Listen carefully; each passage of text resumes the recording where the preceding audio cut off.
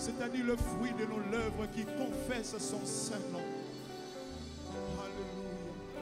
À ce roi qui est élevé, à celui qui est élevé, celui qui vit pour toujours.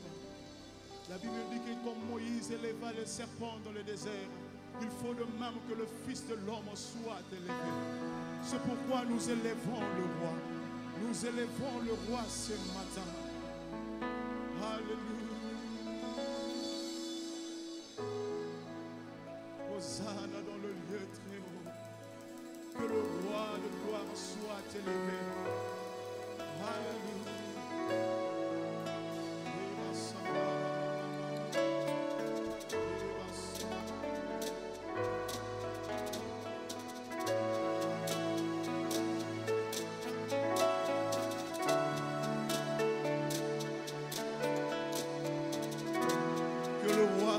Élevé ce matin. Au-dessus de tout, nous t'élevons, Yahweh. Au-dessus de nos difficultés, nous t'élevons. Alléluia.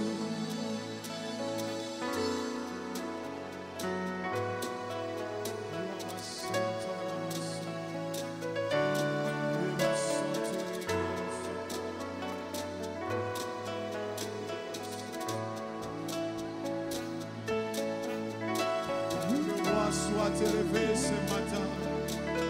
Que le roi soit élevé ce matin. Que le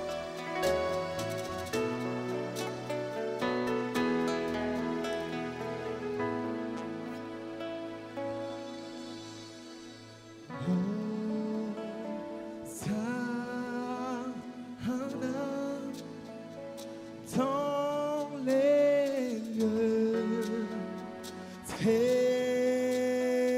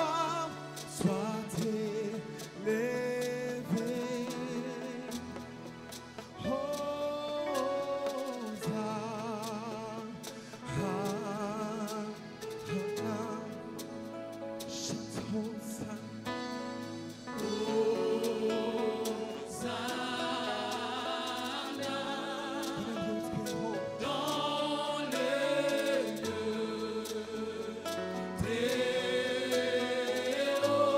Que le roi soit élevé. Que le roi soit élevé. Que le roi soit élevé.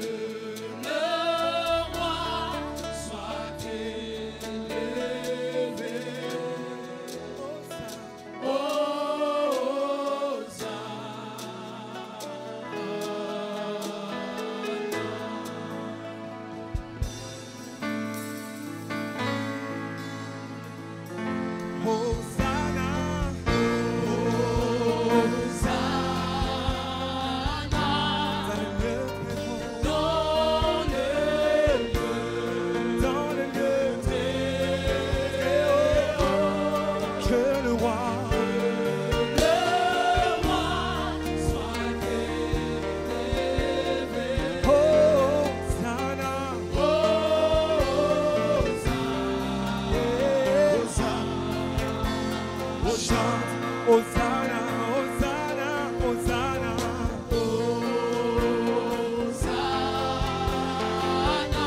dans le lieu très haut,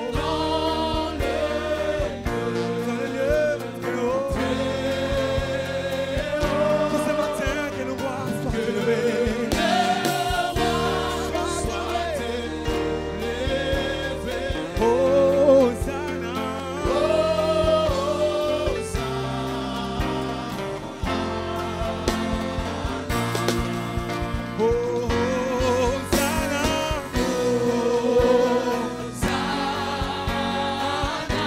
Dans le lieu très haut,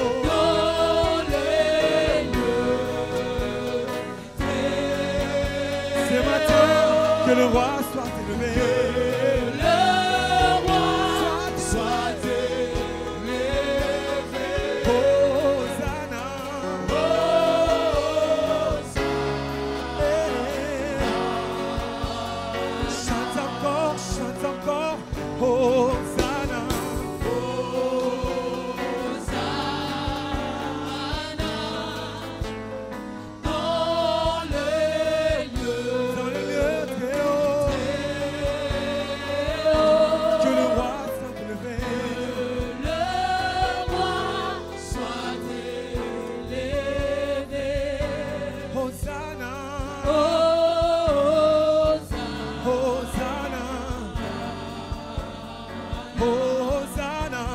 Hosanna, Hosanna, Hosanna, dans les lieux, dans les lieux très hauts. Que ce matin, que le roi soit élevé.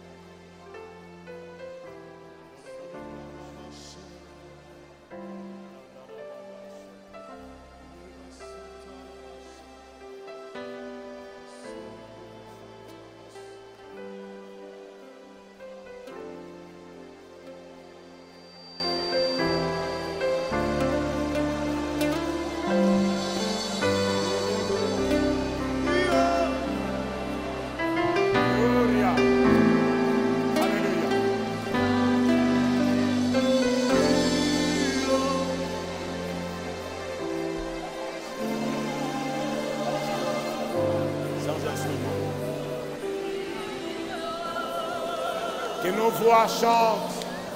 Celui qui est élevé en ces lieux n'est pas un homme. C'est Jésus. C'est Jésus qui a défini nos vies. C'est Jésus qui a donné le sens à notre vie. C'est lui qui doit être élevé dans nos vies, dans nos familles, dans notre nation. Que Jésus soit élevé.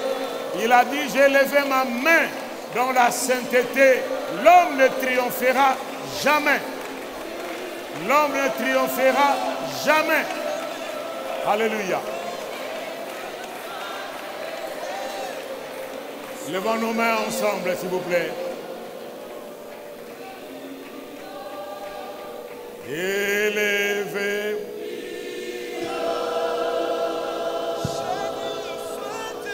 Jésus. Sois élevé. Plus haut, plus haut. Élevé. Plus haut. Jésus, sois élevé. Plus haut. C'est notre prière, Seigneur. Élevé.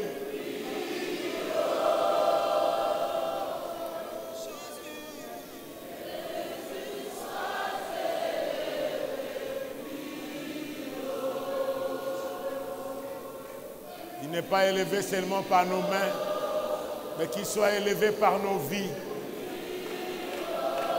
qu'il soit élevé par nos comportements, qu'il soit élevé par notre témoignage. Jésus sera élevé dans cette nation par notre témoignage, dans nos familles, dans nos relations, par le témoignage vivant. Alléluia. Restons calmes dans sa présence. La prière n'a jamais été à sens unique.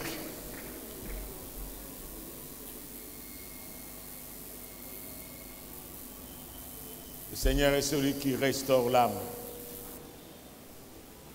Sa présence n'est pas une impression. Il y a une différence entre une impression et la présence. Quoique invisible, mais présent. Il a dit là où deux s'accordent, et là où deux ou trois s'assemblent, je suis au milieu d'eux. Et quand tu es là, il donne la vie aux morts. Il donne la joie à celui qui est attristé. Il donne la paix à celui qui est troublé. Alléluia.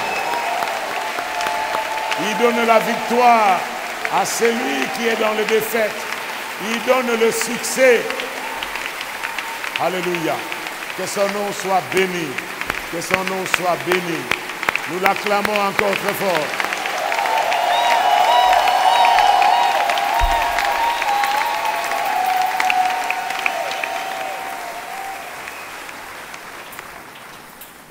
Merci, hymne musical. Que le Seigneur vous bénisse.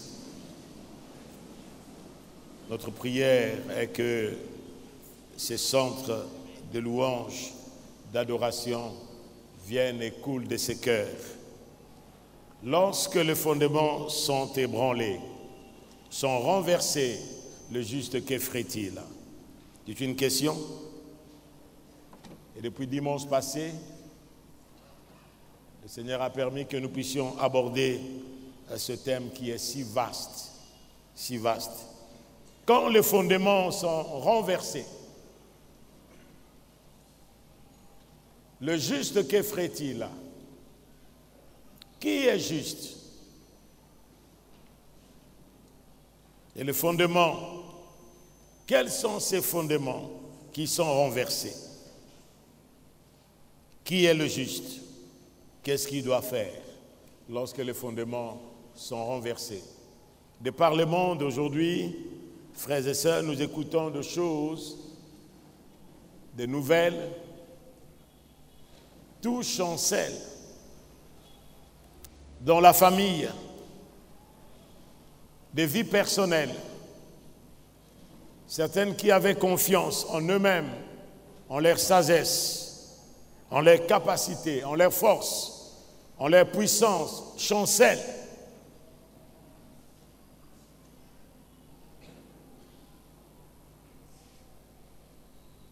Individuellement, collectivement, dans la famille, dans la nation,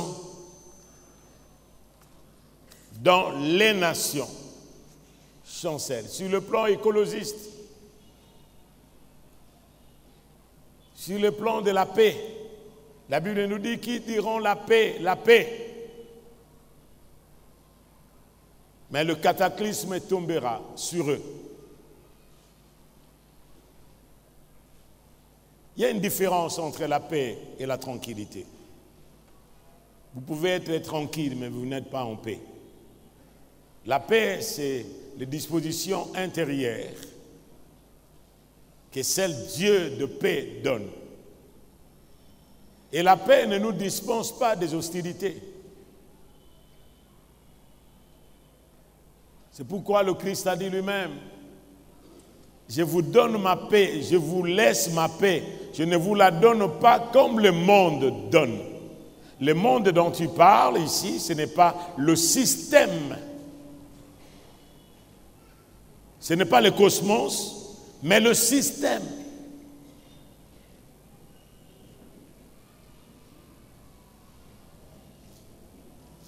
Il a dit, vous aurez des tribulations dans le monde, mais prenez courage, moi j'ai vaincu le monde. Alléluia. Vous aurez des tribulations. La Bible nous enjoint, frère, l'évangile faux aujourd'hui est de proclamer la paix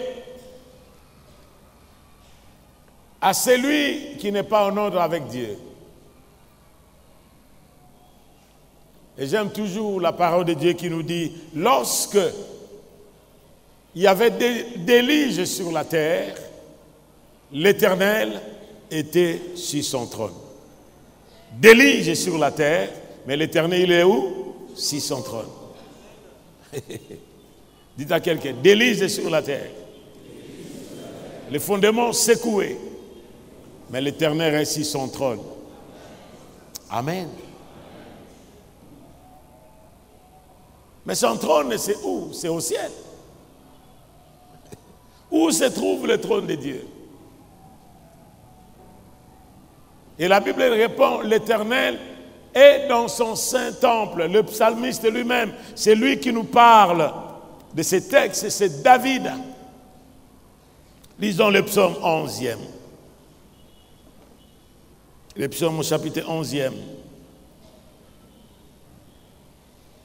J'aime bien le début, la première phrase de ces textes. C'est en l'Éternel que je cherche quoi? Un refuge.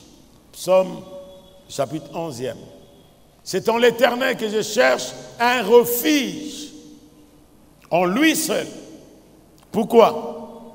Comment pouvez-vous me dire, fuis dans vos montagnes, comme un oiseau, car voici les méchants bandent l'arc. Il ajuste les flèches sur la corde pour tirer dans l'ombre. Si c'est dans le cœur, est droit. Il ne tire pas dans la lumière, mais dans l'ombre. Certaines actions ne se planifient que la nuit.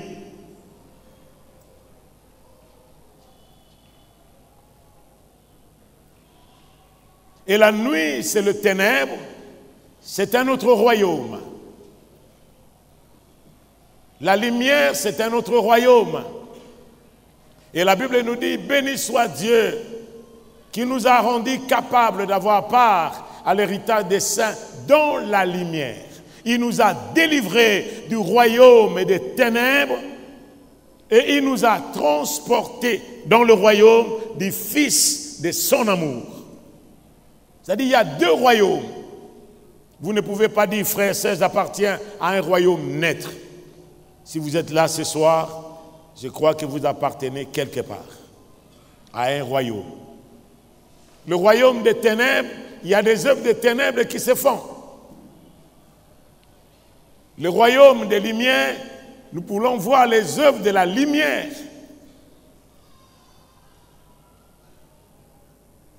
Et il pose la question, le verset 3e. Quand les fondements sont ébranlés, sont renversés, le juste que ferait-il? Il est dit, l'Éternel est dans son saint temple, l'Éternel a son trône dans les cieux. Et ses yeux regarde, ses paupières sont de qui? C'est pourquoi il ne faut pas fouiller les gens, mais fouiller plutôt Dieu. Dans le regard sont de tout. Même ce qui n'est pas sorti de notre bouche, le Seigneur connaît. Des fois, nous écoutons des paroles meilleures comme des rayons de miel. Mais il est dit que quelqu'un peut vous dire, bois et mange, mais son cœur n'est pas avec toi. Comment vous imaginez que quelqu'un qui me présente à manger et à boire, mais son cœur n'est pas avec moi? Comment imaginer ça? Celui qui vous présente à manger et à boire, apparemment, il paraît comme quelqu'un qui vous aime. Mais comment la Bible nous dit que son cœur n'est pas avec toi?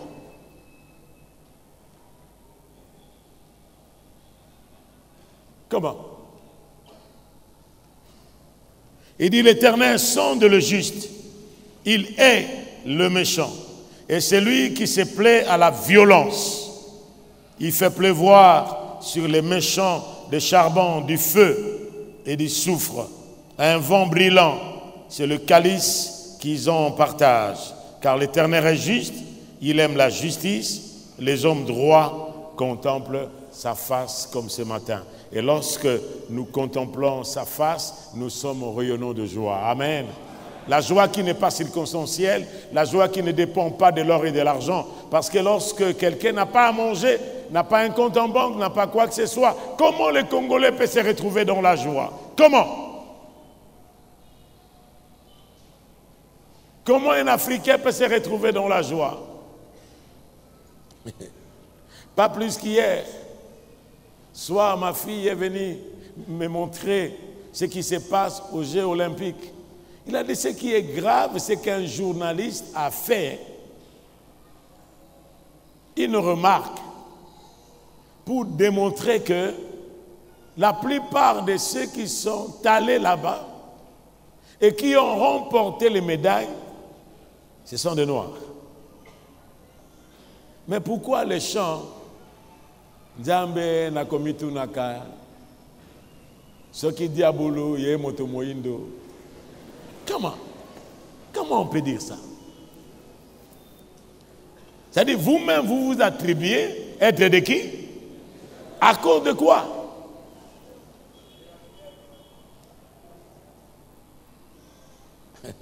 Je vous ai dit ici hier, pas hier, mais autrefois, que j'étais quelque part, je parlais avec mes bien-aimés que j'aime bien. J'ai dit, je suis venu chez vous, frères, parce que vous nous avez apporté l'évangile.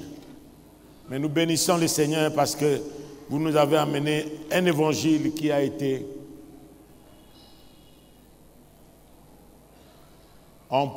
empreint du racisme. Et je pose la question à l'Assemblée, une grande assemblée. Cette couleur, c'est quelle couleur? Et ils me répondent, black.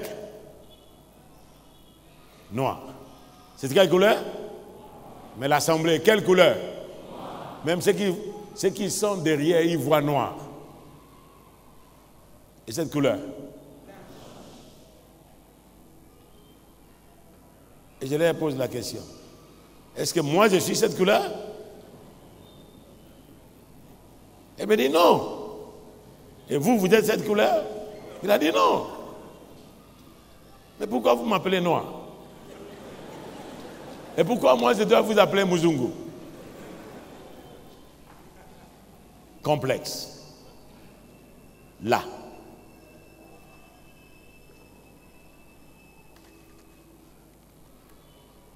Les fondements sont renversés, frères et sœurs. Qui vous dit que quelque chose de bien doit venir toujours de l'Occident? Où est la parole de celui qui a dit l'élévation ne vient pas de l'Occident ni de l'Orient, mais celui qui élève l'un et abaisse l'autre? Cette parole vient de qui? Ça vient de Dieu. C'est que si vous cherchez l'élévation, ce n'est pas à l'Occident ni à l'Orient, mais c'est Dieu qui élève l'un et fait quoi? Abaisse l'autre. Qui vous dit qu'il y a une sécurité aujourd'hui qu'ailleurs? Oui, bien entendu. Il y a en Afrique cette dictature, cette méchanceté, la violence. Mais nous écoutons aussi ailleurs. Ce qui est grave, c'est que j'ai demandé à notre fils qui revient de Turquie. Je lui ai dit, mais qu'est-ce qui se passe en Turquie? Il a dit, ah papa, nous étions à l'aéroport, mais c'est comme s'il n'a rien.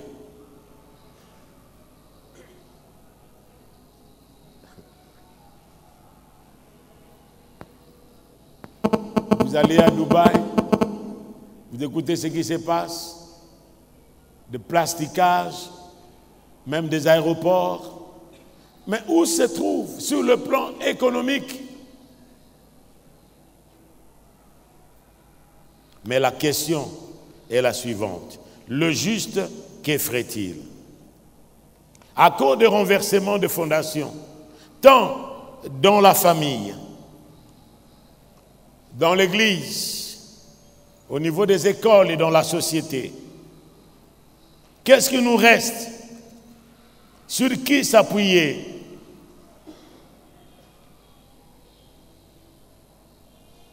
Où trouver le refuge? À qui se confier? Parce qu'il y a la traîtrise et la trahison. David, ici, les autres, lui parlent d'une évasion, de fuite. La fuite, ce n'est pas seulement courir, mais la fuite aussi peut être une fuite de responsabilité.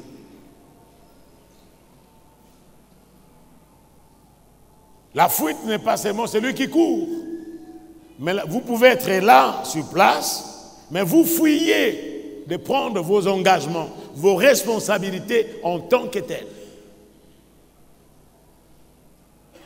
C'est la fuite. On proposait à David la fuite. Pourquoi on devait lui proposer la fuite? Parce que ce jeune homme qui ne pensait aucun jour qu'il serait roi, il était le 8e enfant de la famille.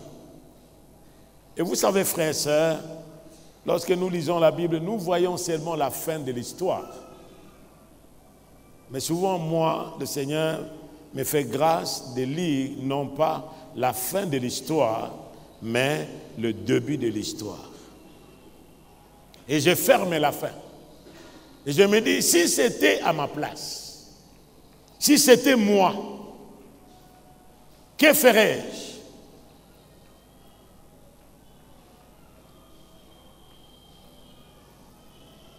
David est le 8e enfant dans sa famille. Nous en avons parlé une fois ici. Et le 8e enfant en Israël, c'est un enfant de la malédiction, qu'on appelle Échem. Un enfant de la malédiction. Et cet enfant de la malédiction, comme en Israël, il y a la loi, tu ne tueras point.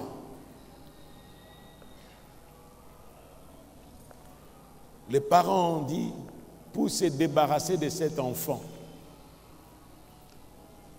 parce que nous ne pouvons pas le tuer, sinon ça sera un maître. Qu'est-ce que nous devons faire? Il y a ses frères qui sont plus âgés. David n'avait qu'entre 12 et 17 ans. 12 à 17 ans. C'était l'âge de David.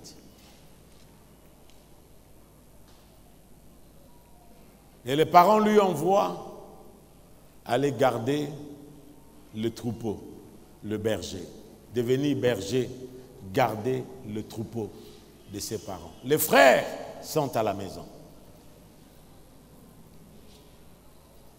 Et nous pouvons réfléchir quoi?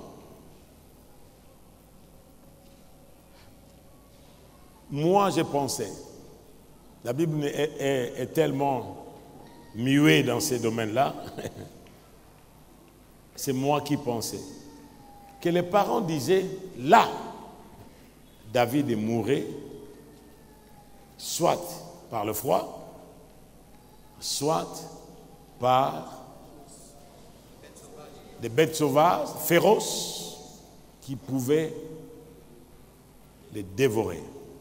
Et nous nous débarrasserons de lui.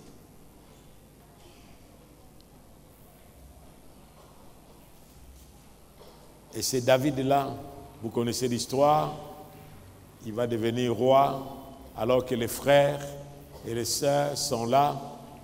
On n'a pas amené les filles. Je me demande, mais Isaïe aussi avait des filles. Pourquoi on n'a pas amené les filles? On a amené les garçons. Parce que la royauté était vraiment réservée aux garçons. Et le fils est venu. Et nous, avec nos yeux humains, nous regardons toujours les apparences. Dis avec moi les apparences. Vous savez, frères et sœurs, je suis en train de prier le Seigneur. La première chose que nous devons prier d'abord, ce sont nos yeux. Comment? Nos yeux. Pourquoi les yeux? Parce que la vue a beaucoup plus d'influence que l'ouïe. Ce que nous voyons nous conditionne plus que ce que nous entendons. C'est pourquoi vous voyez aujourd'hui même les films que nos enfants, on utilise aujourd'hui dans les télévisions et nous, parents, nous laissons nos enfants, non, regardez n'importe quoi, n'importe quel film.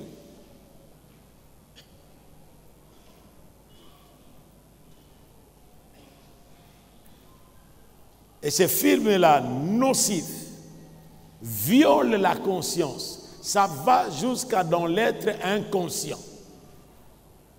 Vous savez, frères et sœurs, c'est mon frère qui nous a quittés.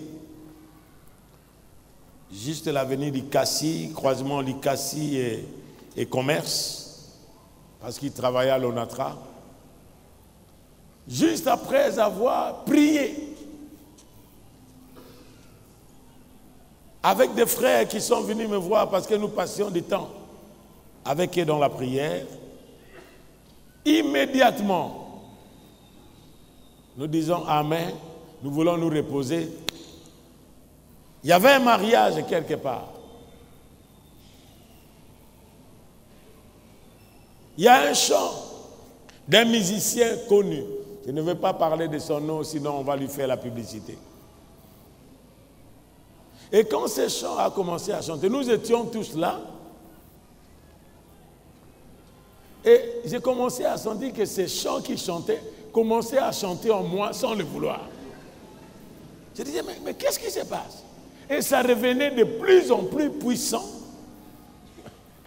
Que ce n'était pas seulement les chants qui chantaient, mais j'ai commencé à bouger mon pied. Mais j'ai dit, mais c'est quoi?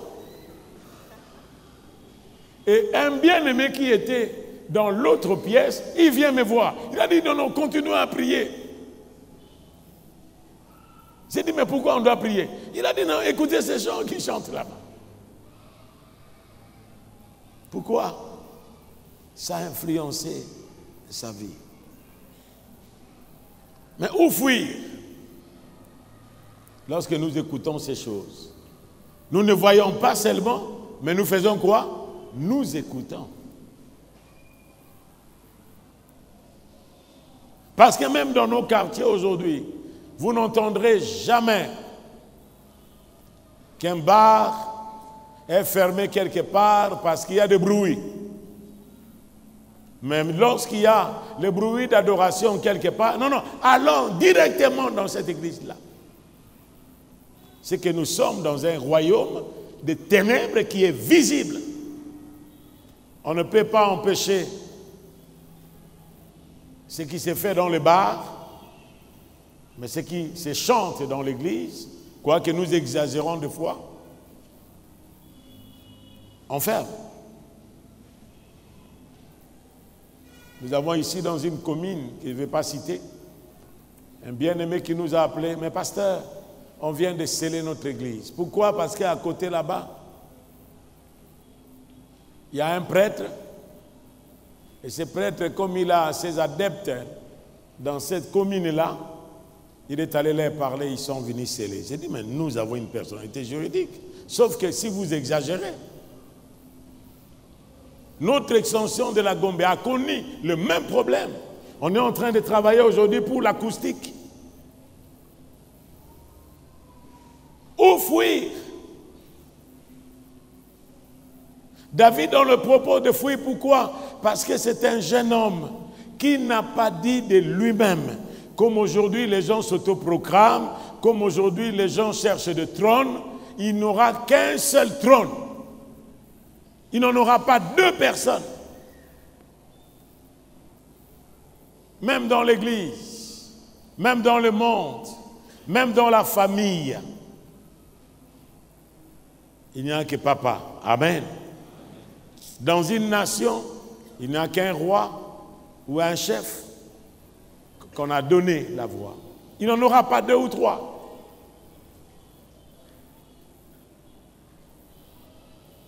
Mais où fuir?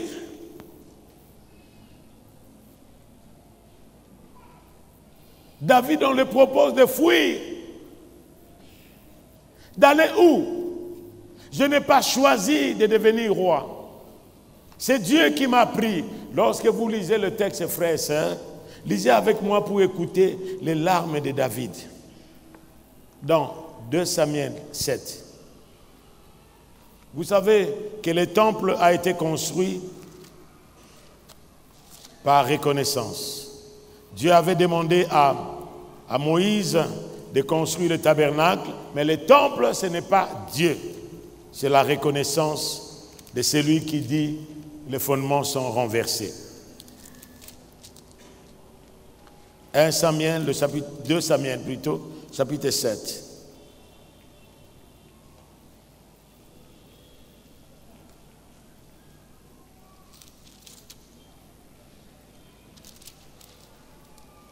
Le verset premier, écoutez ce jeune homme qui dit: lorsque le roi habita dans sa maison et que l'Éternel lui y donnait du repos. Il y a un temps de repos. Dites à quelqu'un, il y a un temps de repos. Même s'il y a des temps de fuite, mais il y aura un temps de repos que l'Éternel va vous donner. Je suis en train de parler à quelqu'un ce matin. L'Éternel va vous donner le repos après ces troubles que vous connaissez dans votre vie. Après l'avoir délivré de tous ses ennemis qui l'entouraient. Et il dit à Nathan, le prophète: vois donc, j'habite dans une maison de cèdre et l'arche de Dieu habite au milieu d'une tente.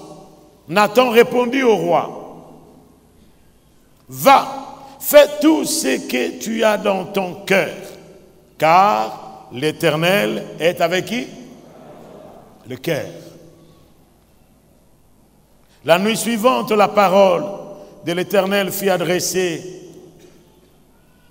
à Nathan: va dire à mon serviteur. Que le Seigneur rende témoignage, que Dieu lui-même dise, que va dire, mettez votre nom. Va dire, mettez votre nom. Nommez votre nom, c'est votre nom. Nommez votre nom. Va dire. Va dire. Ainsi parle l'Éternel. Est-ce toi qui me bâtirais une maison pour que j'en fasse ma demeure? Mais je n'ai point habité dans une maison depuis le jour où j'ai fait monter les enfants d'Israël hors d'Égypte. Jusqu'à ce jour, j'ai voyagé sous une tente et dans un tabernacle. Une tente, dis avec moi, une tente. Et dans le tabernacle, partout où j'ai marché avec tous les enfants d'Israël, et je dis à un mot à quelqu'un des tribus d'Israël à qui j'avais ordonné de paître mon peuple d'Israël, et je dis: pourquoi ne me bâtissez-vous pas une maison de cèdre? Maintenant, tu diras à mon serviteur David. Mettez votre nom. Maintenant, dis à quelqu'un maintenant. Parce qu'il y a toujours un autre fois, il y a toujours un maintenant. Un autre fois, vous étiez, mais maintenant, le Seigneur fera. Tu diras à mon serviteur, ainsi parle l'Éternel des armées, je t'ai pris, où c'est? Il y a beaucoup de gens qui oublient souvent lorsqu'ils sont élevés, là où ils ont été pris. Dites à quelqu'un, n'oubliez pas, frère. Là où vous avez été pris,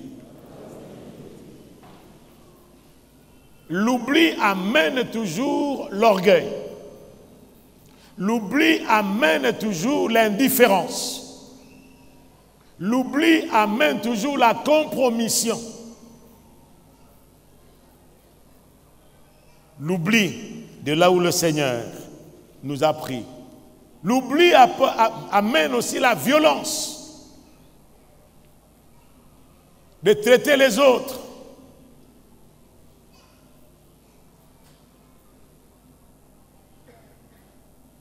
Derrière le brebis, pour que tu fasses chef sur mon peuple, sur Israël. J'ai été avec toi partout où tu as marché. J'ai examiné tous tes ennemis devant toi.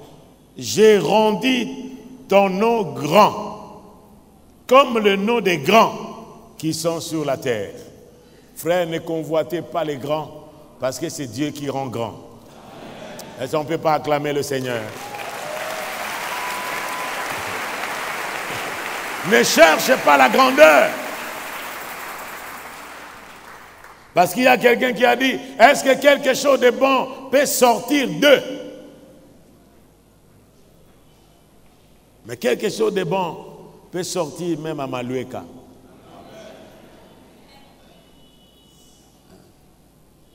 Quelque chose de bon peut sortir à Massina. Et c'est déjà sorti. Et ça va se sortir encore.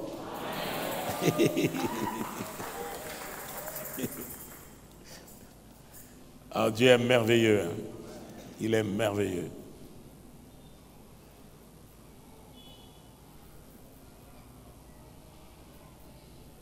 J'ai donné une demeure à mon peuple. Écoutez, maintenant, juste après que Dieu ait déclaré ça,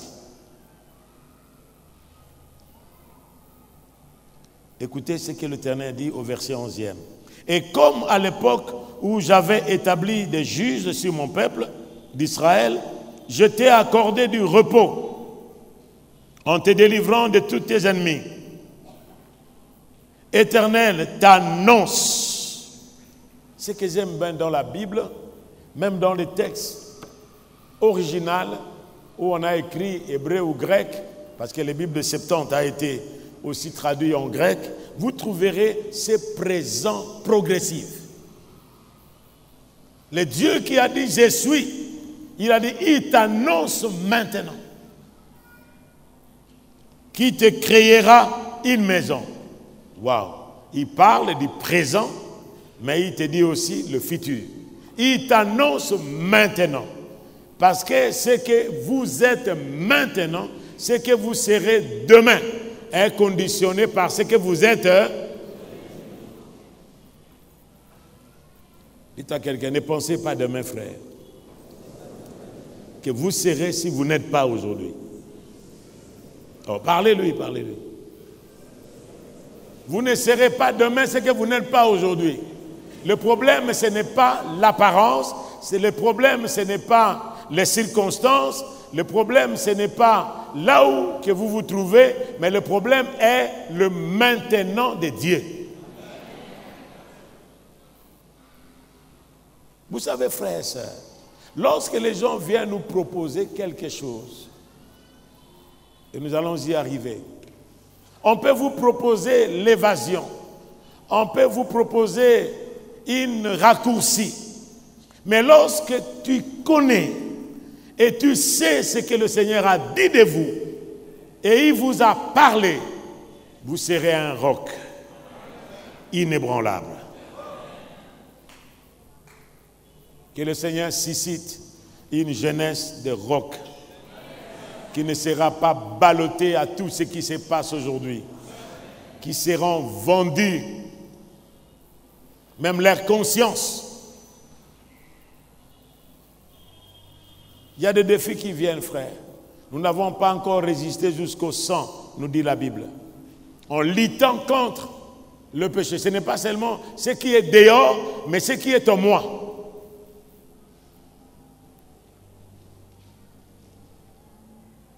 Il y a des propositions qui viendront et qui feront que la plupart, les fondements seront ébranlés. L'Éternel t'annonce maintenant, je te créerai une maison. Quand tes jours seront accomplis, et que tu seras couché avec tes pères, je leverai ta postérité après toi. Et celui qui sera sorti de tes entrailles, j'affermirai son règne. Ce sera lui qui me bâtira une maison. Frères et sœurs, faites aujourd'hui ce que vos enfants seront demain. Vous savez, c'est là que nous allons toucher quelques points avant de terminer ce matin. Dieu annonce à David, mais il ne voit pas seulement David, mais il voit sa postérité après lui. Vous savez, la décision que vous pouvez prendre aujourd'hui peut avoir des conséquences, non pas seulement éternelles, mais aussi générationnelles.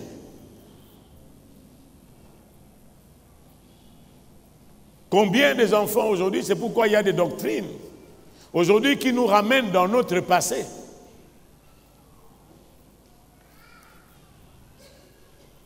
Et qui disent Dieu punit l'iniquité des pères aux fils jusqu'à combien de générations? 4e génération. Et la Bible ajoute, pour ceux qui ne le craignent pas. Dis avec moi, pour ceux qui ne le craignent pas. C'est-à-dire pour ceux qui n'obéissent pas à sa parole. Mais Dieu bénit la génération d'un homme droit, de celui qui le craint, jusqu'à 1000e génération. Alléluia. Alléluia. C'est-à-dire, lorsqu'aujourd'hui vous craignez Dieu et que vous n'avez rien après toi, avant le retour de Jésus, sache que tu rassures un héritage générationnel. Dis avec moi. C'est pourquoi lorsque vous œuvrez quelque part, que vous travaillez, laissez un nom. Un nom, non pas seulement de compte en banque, mais un nom de référence pour les autres qui viendront après toi. Est-ce que ça ne sera pas un nom qu'on pourra, lorsqu'on te voit, le fils de tout le monde, même celui qui pouvait te serrer la main, il ne te serre pas la main. Combien des enfants sont victimes aujourd'hui au travers des actions de leurs parents? Combien? C'est là que nous touchons. Les fondements sont ébranlés où? Mais Dieu assure à David jusqu'à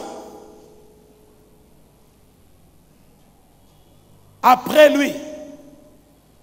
Et regarde ce que Salomon, son fils, a fait. Lorsqu'il est venu et qu'il n'a pas marché comme son père, il a dit que le royaume d'Israël a été divisé. Certaines choses qui se font dans les familles, dans les nations, dans les pays et dans le monde, c'est à cause de la révolte des hommes. Et écoutez David qui va dire au Seigneur sa prière. J'aime bien l'humilité de cet homme. C'est pourquoi, vous savez frères et sœurs, lorsque la Bible nous dit que Dieu appelait David l'homme selon son cœur, non pas parce que Dieu était injuste, mais s'il appelait David un homme selon son cœur, c'est à cause des dispositions d'humilité, de la loyauté, de l'honnêteté vis-à-vis de soi-même et vis-à-vis de Dieu.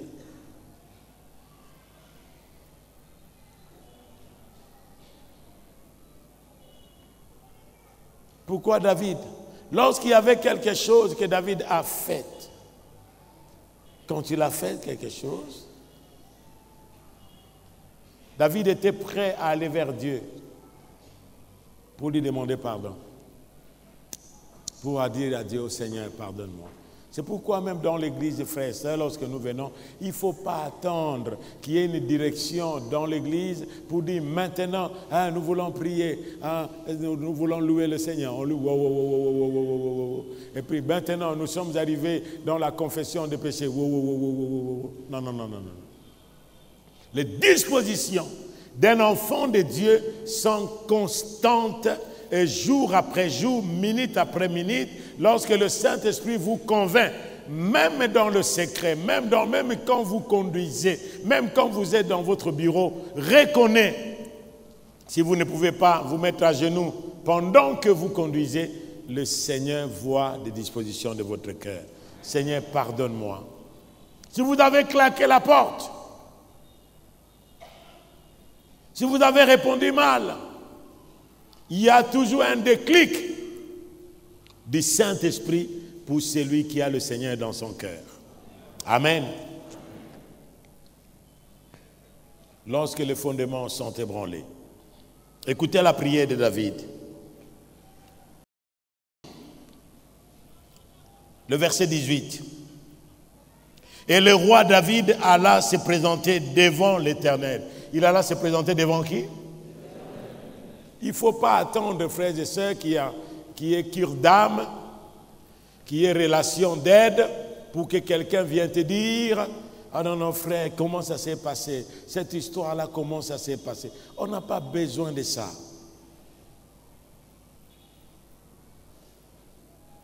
Vous n'avez pas besoin de ça, frère et sœur.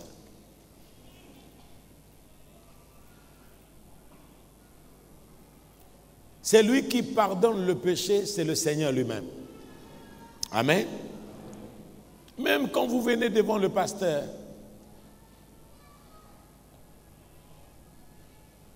lui-même peut avoir des charges qu'il doit porter devant Dieu pour ce qui lui concerne. Et vous, lorsque vous venez à lui, pour que vous puissiez partager avec lui, parce que nous croyons que le péché tient son pouvoir dans le secret. C'est pourquoi la Bible nous dit, si nous confessons nos péchés, il est juste et fidèle pour nous faire quoi? Et le sang de Jésus-Christ pour effacer toute iniquité. Celui qui cache ses transgressions ne prospère point. Mais celui qui les avoue et les délaisse obtient miséricorde. Même si les gens vont vous montrer du doigt, il y a un doigt qui vient vers vous, 3 doigts qui rentrent vers la personne qui vous accuse et un doigt qui te dit justifié. Waouh. Il y a l'unique doigt qui viendra vers vous. Eh non, regarde-moi toi. L'unique doigt de lui, de celui qui vous accuse. Il y en a combien qui rentrent vers lui? Et celui-là, c'est le doigt de Dieu. C'est le majeur qui peut dire yes. Il est justifié. Il n'a point de condamnation pour ceux qui sont en Jésus-Christ. Car la loi de l'esprit de vie m'a affranchi de la loi du péché et de la mort. Il n'a point de condamnation pour ceux qui sont en Jésus-Christ. Car la loi de l'esprit de vie m'a affranchi de la loi du péché et de quoi? De la mort. C'est ça, frère et sœur. Le Saint-Esprit ne vient pas nous condamner, il vient nous convaincre. L'Esprit de Dieu convainc. La Bible nous dit que lorsqu'il viendra, il nous convaincra. Et David dit, il est allé se présenter vers l'Éternel. Il a dit, qui suis-je, Seigneur éternel? Écoutez, une personne qui peut dire devant Dieu, qui suis-je? Et quelle est ma maison? Ma maison, c'est ma famille. Pour que tu m'aies fait parvenir jusqu'où? Jusqu'où je suis.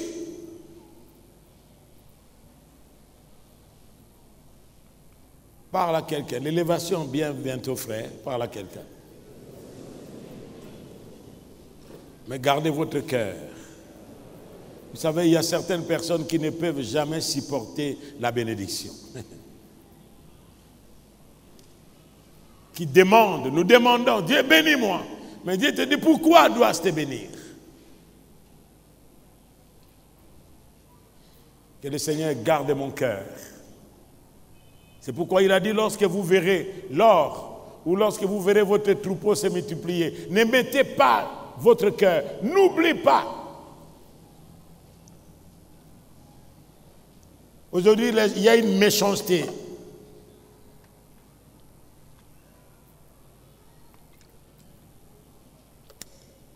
Il y a l'orgueil, l'indifférence.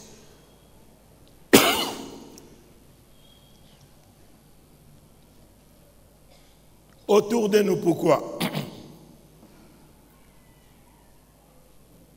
Pourquoi? Parce que les autres ont oublié ce qu'on a été autrefois.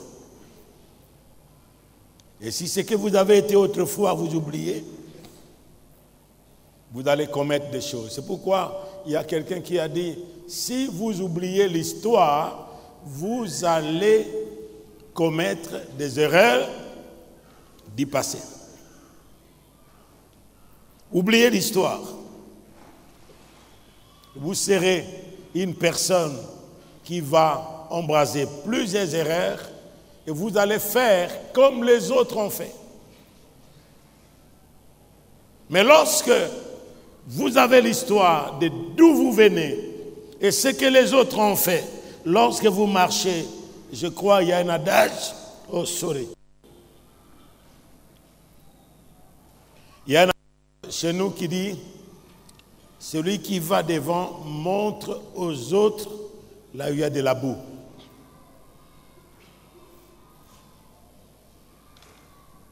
Et il peut te dire, ne passez pas ici. Et lorsque vous vous entêtez, vous serez peut-être embourbé. Vous allez vous dire, mais pourquoi tu ne m'as pas aidé? Mais je t'ai montré, tu n'as pas voulu. Quel que soit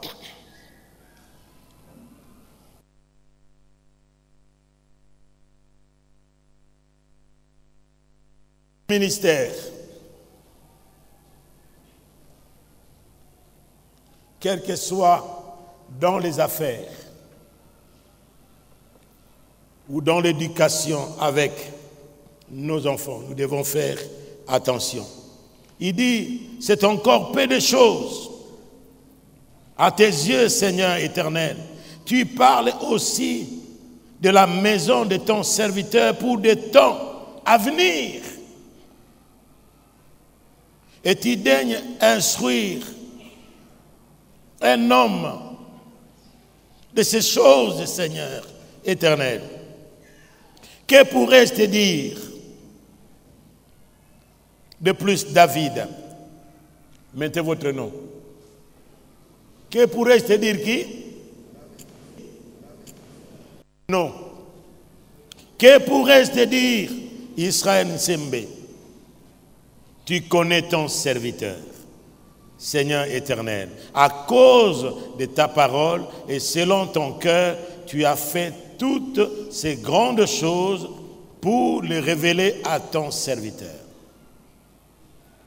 Que tu es donc grand, éternel. Et vous allez continuer la suite. Amen. Voilà une personne qui se pose la question. Et le début de ces versets, des psaumes que nous avons lus, écoutez. Je me suis tardé plusieurs heures devant seulement ces passages. Écoutez comment il commence. Il dit, c'est en l'Éternel que je cherche qui? Je cherche quoi? Un refuge.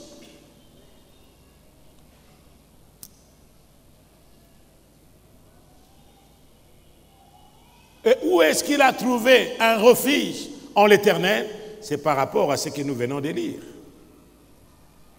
De là où il a pris David quelque part, et là où il lui a amené, David a considéré ça, il va dire, mais vous pouvez me proposer la fuite.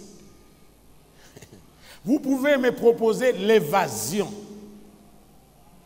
Vous pouvez me proposer d'entrer dans une confrérie. Parce qu'aujourd'hui, il y a des personnes qui pensent que vous ne pouvez pas être élevé si vous n'appartenez pas à une confrérie. Si vous n'êtes pas à un loge quelconque. Si vous n'appartenez pas, si vous ne fréquentez pas telle ou telle autre personne. Aujourd'hui, on les appelle les parapluies. Mais vous savez que ces parapluies peuvent se trouver. Dites à quelqu'un, vous avez un parapluie, vous avez un parapluie. Et quand vous bouca, moi, je mais la parole de Dieu nous dit, celui qui se repose sous l'abri du Très-Haut, il est sous l'ombre du Tout-Puissant. Alléluia. Vous vous reposez sous l'abri du Très-Haut, vous êtes sous l'ombre de qui? Du Tout-Puissant. 1000 tombent d'un côté, 10 000 tombent de l'autre côté, vous ne serez jamais atteints. Frères et sœurs, il y a des choses qui vont se passer dans ce monde, même dans nos familles, même dans cette nation. Mais vous échapperez comme un oiseau dans le filet de l'oiseleur, parce que vous vous reposez sous l'abri du Très-Haut. Amen. Que Dieu vous bénisse, qu'il vous accorde sa grâce.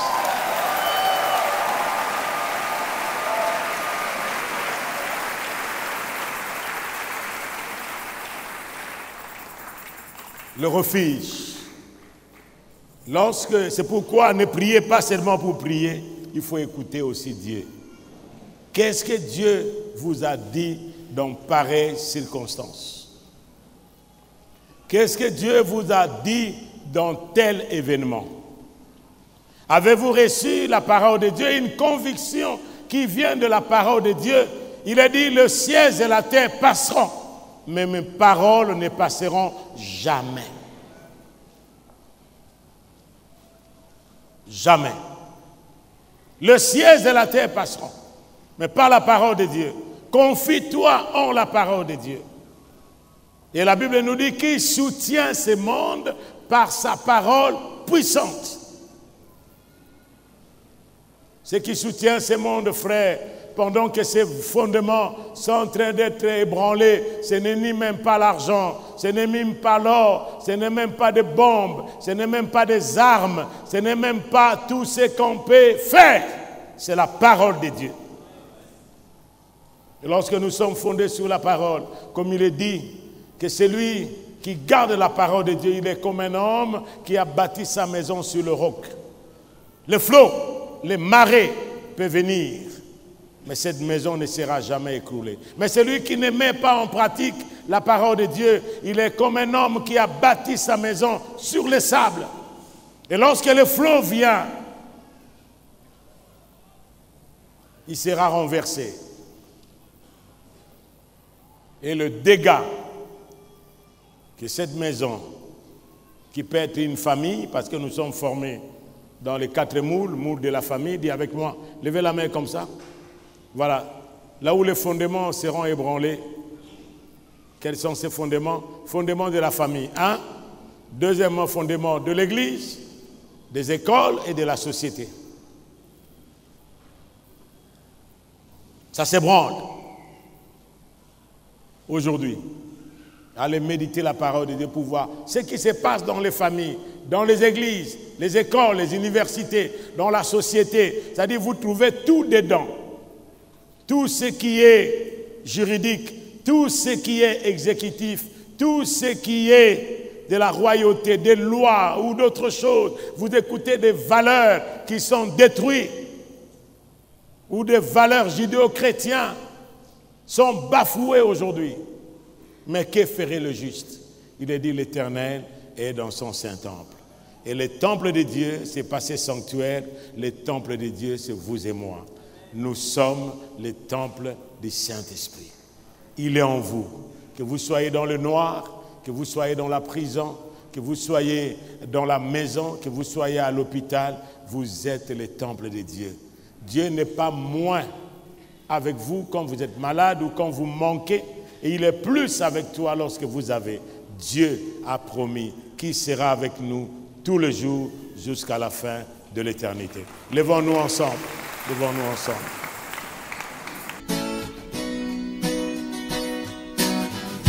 Je crois en Jésus. Je crois qu'il est le Fils de Dieu.